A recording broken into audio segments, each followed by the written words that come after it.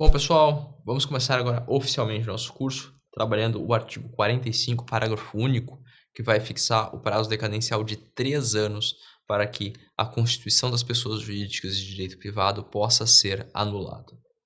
Este prazo é o ponto de partida para que nós possamos estudar um pouco sobre as pessoas jurídicas de direito privado. Elas que não têm um formato pré-definido, constam em rol exemplificativo no Código Civil, mas têm duas espécies de instrumentos criativos, ou seja, sua constituição pode se comportar de duas maneiras, como um contrato ou como um estatuto social. Cada uma com as suas peculiaridades, como nós vamos ver no slide seguinte, mas que por hora você precisa entender que são molas propulsoras, meios para a obtenção da autonomia da personalidade. A teoria da autonomia entende que a pessoa jurídica é um instrumento à parte dos seus membros, dos seus associados ou dos seus sócios. Ela tem existência própria. E é justamente por isso que quando nós falamos, eventualmente, em desconsideração da personalidade jurídica, ou seja, quando nós falamos da possibilidade de responsabilizar os sócios diretamente, ao invés de responsabilizar a pessoa jurídica, nós estamos sempre tratando de um fenômeno excepcional, porque a regra é que a pessoa jurídica tem existência própria, tem autonomia e responde sozinha pelas próprias obrigações. E essa autonomia é obtida ou por meio de um contrato ou por meio de um estatuto pessoal. Em regra, a constituição das pessoas jurídicas de direito privado será chamada estatuto. Ele é, no caso, o estatuto, o que determina a criação de uma associação, o que determina a criação de uma fundação, e também a marca das sociedades por ações, como as sociedades anônimas e as sociedades em comandita por ações.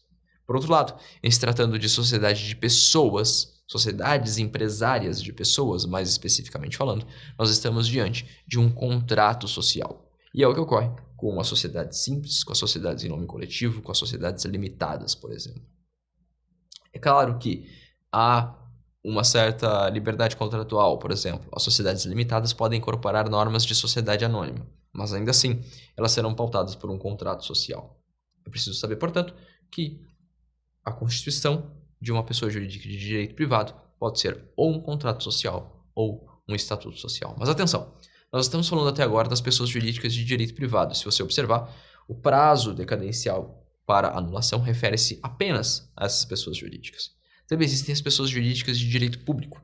E essas pessoas jurídicas de direito público são as pessoas políticas, União, Estado, Distrito Federal ou município, e as pessoas não políticas, mas ainda assim que integram a estrutura da administração pública, no caso, a administração pública indireta. E aí nós estaremos falando de autarquias, fundações de direito público, fundações públicas de direito privado, sociedades de economia mista e empresas públicas.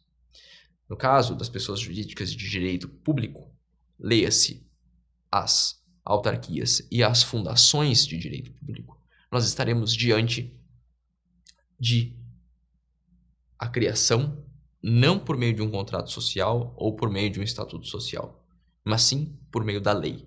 As pessoas jurídicas de direito público são criadas por meio de lei ou têm a sua autorização criada por meio de lei. E aqui nós precisamos fazer uma distinção. As autarquias e as fundações de direito público que integram a administração pública, elas são criadas diretamente por meio da lei. E, portanto, elas não têm estatuto ou contrato social. Por outro lado, nós temos as pessoas jurídicas de direito privado que integram a administração pública. E a elas, nós temos as fundações de direito privado que integram a administração pública e nós temos as sociedades de economia mista e as empresas públicas.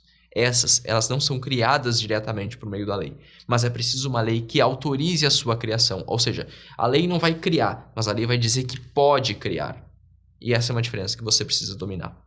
Mas nós estamos falando da estrutura da administração pública. E aqui, no caso, se tratando apenas de pessoas jurídicas de direito privado, leia-se associações, fundações de direito privado fora da administração pública e, no caso de sociedades empresárias, estaremos diante da divisão de estatuto e contrato social.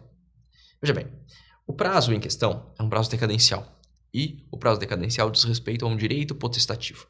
Direito potestativo é aquele direito que não precisa da concordância de ninguém para ser exercido. Apenas o seu titular manifesta o interesse e o judiciário o chancela, caso esse interesse de fato exista. Em se tratando da anulação de um contrato social, nós temos um problema de compatibilidade entre o contrato e o estatuto em relação à lei e, constatado esse problema pelo juiz, há prontamente a anulação do contrato. Veja bem, não é preciso a concordância da associação, a concordância da fundação ou a concordância da sociedade. Basta que fique demonstrado que aquele contrato foi elaborado ou criado à margem da lei, em discordância com os preceitos legais. É isso que se chama de direito potestativo. Você não precisa da concordância do alvo, basta que o interessado somente requeira e comprove que há este problema. Há uma contraposição em relação aos prazos prescricionais. Os prazos prescricionais estão relacionados a uma pretensão. Essa pretensão geralmente é econômica. E, para que essa pretensão seja atendida, você precisa da concordância da outra parte. Em se tratando de prazo decadencial, essa concordância é dispensável. O prazo de 3 anos é contado da publicação do registro. Essa publicação, ela é a responsável por dar efeitos erga omnes e, consequentemente, é levado ao conhecimento de toda a sociedade. Lembre-se que qualquer interessado pode requerer a anulação de um contrato social ou de um estatuto social elaborado contra a lei, mas qualquer interessado só tomará conhecimento justamente por conta da publicação. E é justamente por isso que o prazo trienal é contado da publicação do registro. Mas o que é o registro? O registro é o ato que vai dar formalidade, regularidade para aquela atividade associativa, da fundação ou da sociedade empresária. O registro é realizado perante o Cartório Civil de Pessoas Jurídicas, o RCPJ. Mas, atenção, em se tratando de sociedades empresárias, o registro será realizado na junta comercial. Portanto, como regra, RCPJ. Sociedades empresárias na junta comercial. Uma atenção.